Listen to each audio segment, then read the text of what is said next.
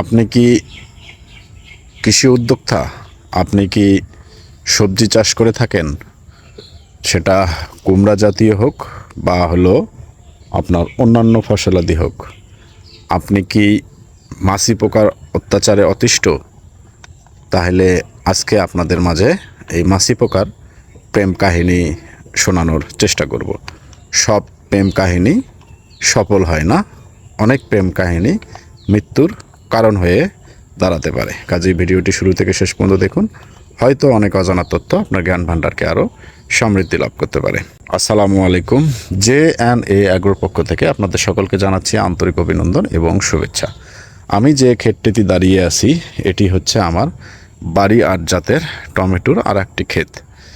আজকে টমেটো নিয়ে কোনো কথা বলবো না, আজকে বলবো যে ফল ছিদ্রকারী পোকার প্রেম কাহিনী নিয়ে কথা বলার চেষ্টা করব।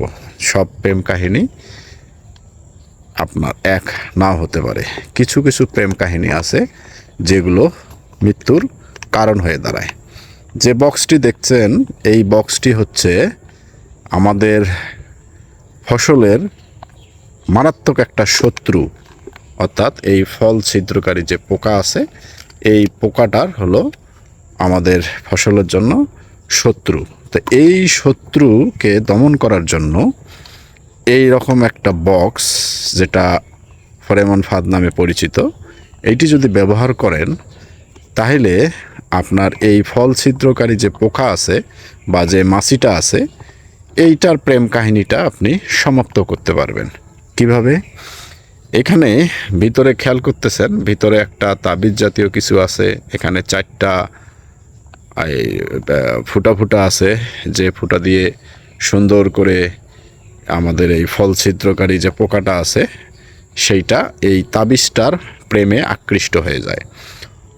প্রেমে যখন আকৃষ্ট হয়ে যায় তখন সে ছুটে আসে এই বক্সটার কাছে। ছুটে আসার পরে এই বক্সটাকে ঢোকার জন্য সে নানাবিধ চেষ্টা করার পরে এই ফুটাটা সে খুঁজে পায়, এবং এই ফুটা দিয়ে যখন সে ঢোকে তখন সে আর এখান থেকে বের হতে পারে না। আমি যদি ভিতরে দেখাই যে অনেকগুলো, দেখেন এগুলো সব হচ্ছে এই মাছি পোকা।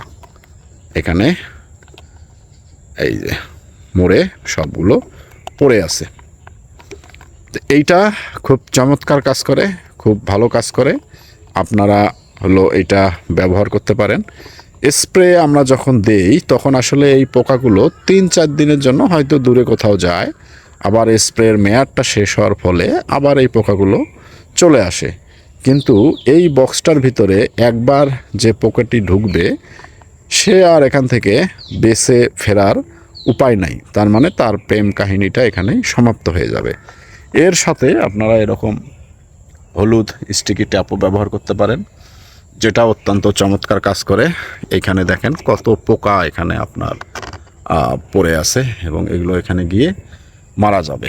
এই হলুদ স্টিকি ট্যাপটা আসলে ব্যবহার করা হয় যে আপনার ক্ষেতে কী পরিমাণ পোকা আছে এটা শনাক্ত করার জন্য, এবং কিছু পোকা এখানে আকৃষ্ট হয়ে মারাও যায়।